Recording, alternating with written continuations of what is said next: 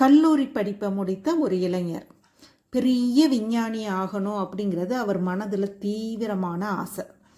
ஆனால் விஞ்ஞானம் பற்றிய புத்தகங்களை வாங்குகிற அளவுக்கு அவருக்கு வசதி இல்லை. மனம் தளராத அந்த இளைஞர் புத்தகங்களை பைண்டிங் செய்கிற நிறுவனத்தில் பணியாளராக ஆகிறார்.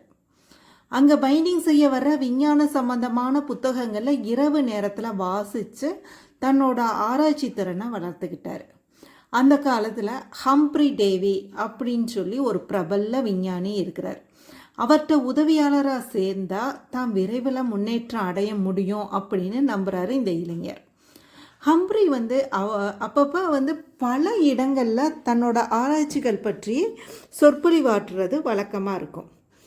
அங்கெல்லாம் இந்த இளைஞர் சென்று ஹம்ப்ரியோட உரைகளை தொகுத்தார். அழகிய புத்தகமாக பைண்டிங் செஞ்சு தன்னோட குறிப்புகளை அந்த விஞ்ஞானிக்கு அனுப்பி வைக்கிறார். அதன் பிறகு என்ன நடந்தது அப்படின்னா, நீங்கள் அளித்த புத்தகம் மிக அருமை, எனது உதவியாளராக நீங்கள் பணியாற்ற விரும்புகிறீர்களா? இப்படி ஒரு கடிதம் ஹம்ப்ரிட்டந்து இளைஞரை தேடி வந்தது. சந்தோஷத்தில் துள்ளி குதிக்கிறார் இந்த இளைஞர். ஹம்ப்ரியின் உதவியாளராக அவரோட ஒத்துழைப்போட புகழ்பெற்ற விஞ்ஞானியாகிறார் இளைஞர். இவர் யார் அந்த இளைஞர்? டைனமோ அப்படிங்கிற கருவியை கண்டுபிடித்த மைக்கேல் ஃபாரடே. அதான் அந்த பிரபல விஞ்ஞானி.